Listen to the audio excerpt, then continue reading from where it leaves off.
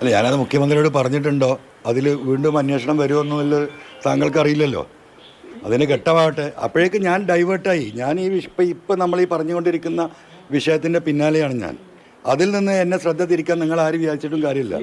രാഷ്ട്രീയ കേരളത്തിൽ കോളിളക്കമുണ്ടാക്കിയ PV അൻവറിന്റെ ആരോപണങ്ങളിൽ 10 മണിക്കൂർ നീണ്ട മൊഴിയെടുപ്പ്.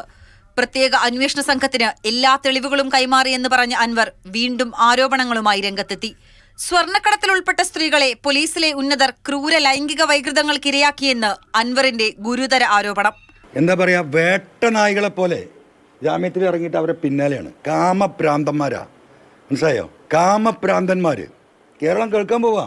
അത്രയും വൃത്തികെട്ട നെറികെട്ട നട്ടോറിയസ് എന്ന് പറഞ്ഞാൽ അതിനപ്പുറത്തൊരു ഇംഗ്ലീഷ് വാക്ക് പറയാനില്ല.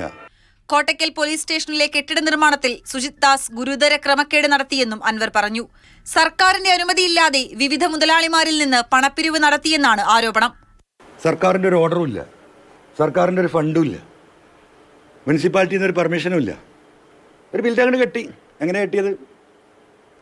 ആ ബിൽഡിങ് കെട്ടുന്നതിൻ്റെ പേരിൽ കോടാനകോടി ഉറുപ്പിയാണ് ഈ ജില്ലയിൽ നിന്ന് പിരിച്ചെടുത്തത്. അടുത്ത ഘട്ടത്തിൽ അന്വേഷണ സംഘത്തിന് മുന്നിൽ കൂടുതൽ തെളിവുകൾ ഹാജരാക്കുമെന്ന് അൻവർ വ്യക്തമാക്കി. മാതൃഭൂമി ന്യൂസ്, മലപ്പുറം.